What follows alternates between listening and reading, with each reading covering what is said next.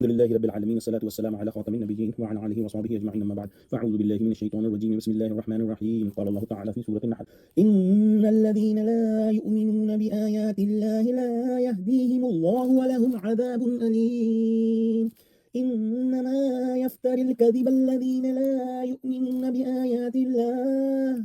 وَأُولَئِكَ هُمُ الْكَاذِبُونَ ترجمہ یہ لوگ خدا کی آیتوں پر ایمان نہیں لاتے ان کو خدا ہدایت نہیں دیتا اور ان کے لیے عذاب علیم ہے جھوٹ افطرا تو وہی لوگ کیا کرتے ہیں جو خدا کی آیتوں پر ایمان نہیں لاتے اور وہی جھوٹے ہیں یعنی کھلے دلائل کے باوجود جو شخص یہی دل میں ٹھان لے کہ یقین نہیں کروں گا اللہ سبحانہ و تعالیٰ بھی اس کو مقصد پر پہنچنے کی راہ نہیں دیتا جتنا سمجھائیے کبھی نہ سمجھے گا بد اعتقاد آدمی ہدایت سے محروم رہ کر آخر سخت سزا کا مستحق ہو جاتا ہے اور یہ بات پہلے کئی بار بیان ہو چکی ہے کہ اللہ سبحانہ و تعالیٰ کسی کو زبردستی ہدایت نہیں دیتا اسی طرح اللہ سبحانہ و تعالیٰ کسی کو زبردستی گمراہ نہیں کرتا جو شخص صحیح راہ پانا چاہے اللہ سبحانہ و تعالیٰ اس کو صحیح راہ دکھا دیتا ہے اور جو گمراہی رہنا چاہے اس کو اسی راستے پر اللہ سبحانہ و تعالیٰ چھوڑ دیتا ہے آپ صلی اللہ علیہ وسلم سے یہ کفار کہتے تھے کہ انما انت مفتر کہ آپ جو ہیں وہ اپنی طرف سے افطرا کر رہے ہیں اپنی طرف سے بنا رہے ہیں حالانکہ آپ صلی اللہ علیہ وسلم کی امانت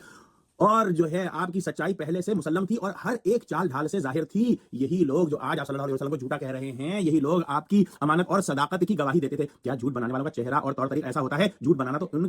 گمراہوں اور گناہگاروں کا شیوا ہے جو اللہ سبحانہ و تعالیٰ کی باتیں سن کر اور اس کے کھلے نشانات دیکھ کر بھی یقین نہ کریں اس سے بڑا جھوٹ کیا ہوگا کہ آدمی خدا کی باتوں کو جھوٹا کہے دعا کرتے ہیں کہ اللہ سبحانہ و تعالیٰ ہم کو قرآن کا فہم عطا فرمائے ہم کو سچوں سے جوڑے ہم کو صراط مستقیم پر قائم فرما دے اللہ مسلمانوں کو متحد کر مسلمانوں کی مدد فرما آمین وآخر دعوانا الحمد للہ رب العالمین والسلام علیکم ورحمۃ اللہ وبرکاتہ